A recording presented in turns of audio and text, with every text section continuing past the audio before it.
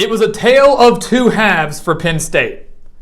The Nittany Lions started 5-0 but finished the season 2-6 with 4 losses by 4 points or less. So now the question is, can Penn State bounce back from that and become a contender in the Big Ten once again? So welcome back to the Gridiron Expert, guys, ready to break down, predict, and analyze Penn State's schedule and record for this upcoming college football season. What feels like a make or break season for James Franklin. Is he on the hot seat? No. Are they going to fire him? No. But Penn State has been dealing with disappointment these last few years. And last year, guys, they started so strong, 5-0. Had that top 5 showdown at Iowa. A game they probably should have won. Came so close to winning, but fell short, 23-20. And after that, it just kind of spelled the beginning of the end for the Nittany Lions. Sean Clifford battled injuries. They fell to Illinois in 9 overtimes. Hung with Ohio State but couldn't pull it off. Fell to Michigan State by 3. Lost to Arkansas in the bowl game. This is a Penn State team, guys, that the talent is there. Was there and is there. They just can't seem to put it all together. Can they do that in 2022?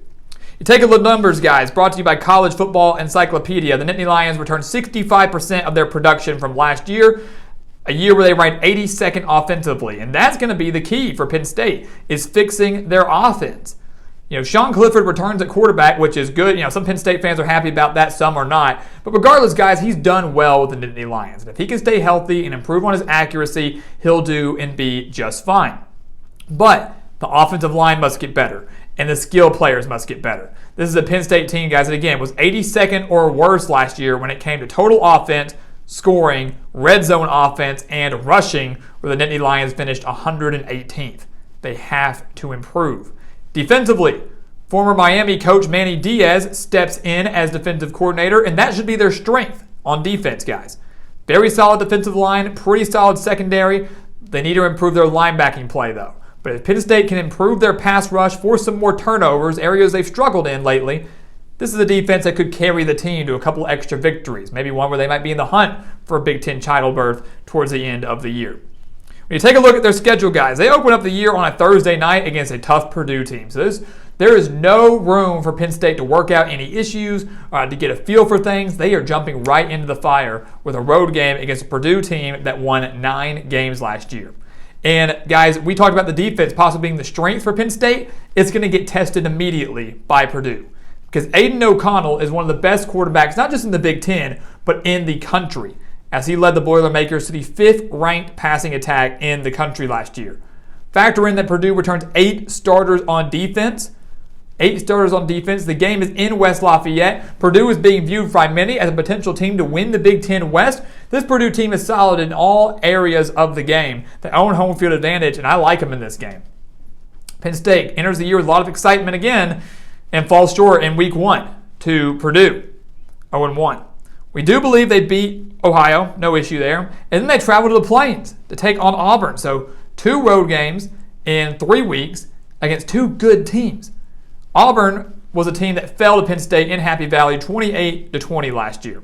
And we really don't know what to expect from the Tigers this year. This offseason has been pretty weird with everything surrounding Brian Harsin. He's still there, though. They have quarterback questions right now. Is it going to be Zach Calzada? Is it going to be someone else? But the thing we do know the most about Auburn, 1, is Jordan-Hare Stadium is a very difficult place to play. And 2, Auburn is solid in the trenches. Their offensive line and defensive line are extremely, extremely good. And we have said time and time again, if you can win the line of scrimmage, you can win the game.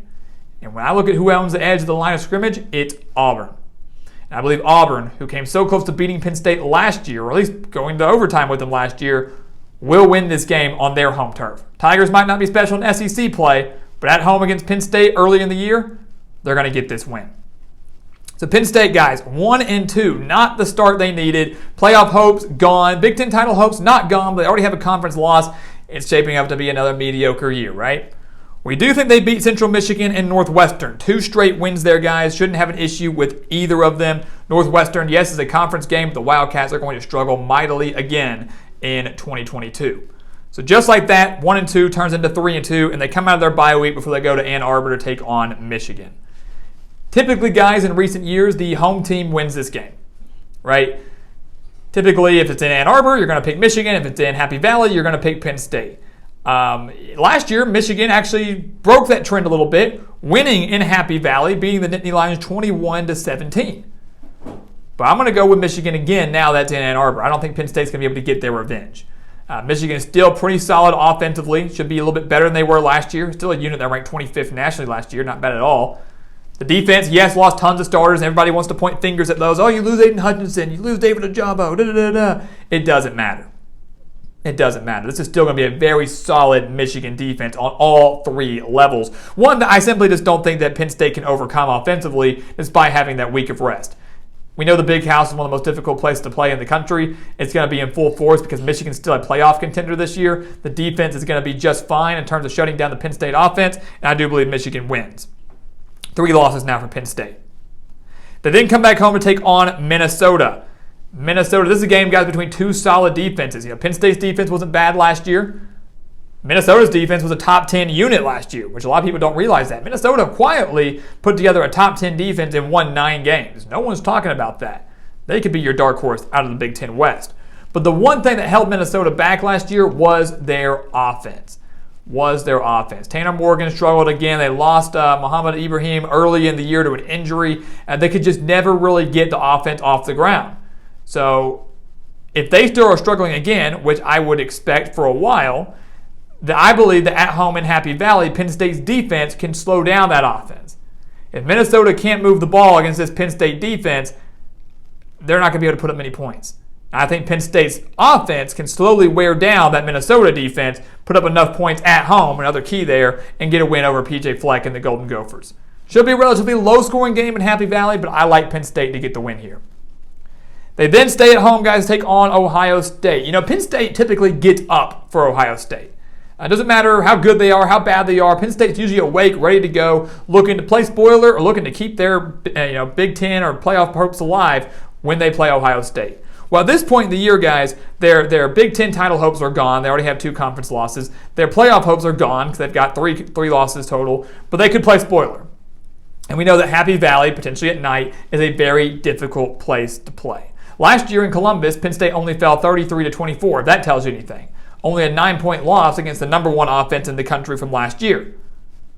I think Happy Valley makes this game extremely tough for Ohio State. I think Penn State's defense under Manny Diaz makes this game very tough for Ohio State's offense.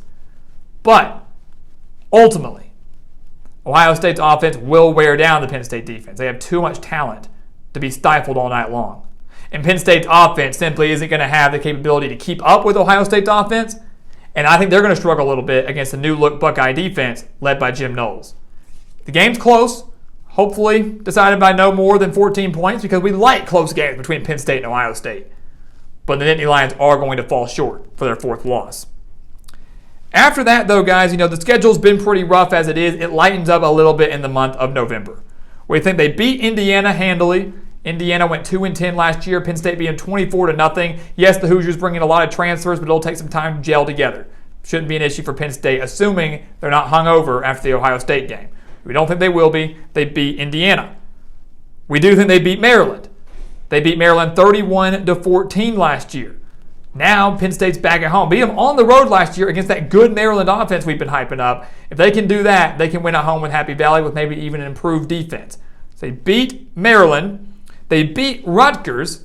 28-0 victory for Penn State last year. Rutgers in getting there under Greg Schiano, slowly improving. And the game's in, Piscataway. Can't overlook that by any means. But I still think from a talent standpoint, size standpoint, experience standpoint, Penn State is the better team here. So while Rutgers will put up at least a field goal, should score on the Nittany Lions, they will fall short. And then the season finale, senior night against Michigan State comes in, and we do believe Penn State wins that. We do believe they win that. They lost to Michigan State 30-27 last year, season finale. But it's senior night in Happy Valley.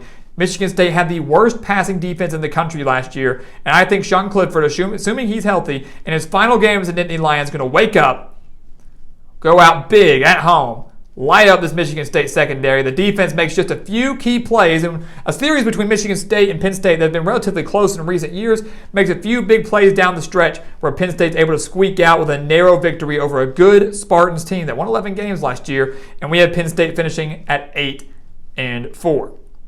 For many, that's a disappointment. But considering how last year ended 8-4, not bad. You've actually improved on last year's win total. 7 regular season wins. Now you go to 8 with a shot at 9 if you can win your bowl game. Is that going to get you to a Big Ten title? No. Playoff? No. But Penn State football is getting there. They're going to enter a small rebuild going into next year, but if anybody can rebuild that program, really rebuild the team and make them Big Ten title contenders once again, is James Franklin. And I 100% believe that. So the Nittany Lions in at 8-4, a mediocre year for some, but laying the foundation for the upcoming seasons.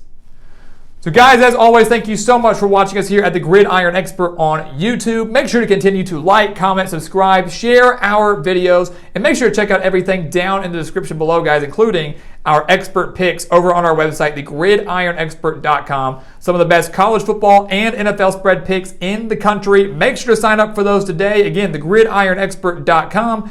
And once again, guys, as always, thank you so much for watching, and we'll see you next time right here on the Gridiron Expert.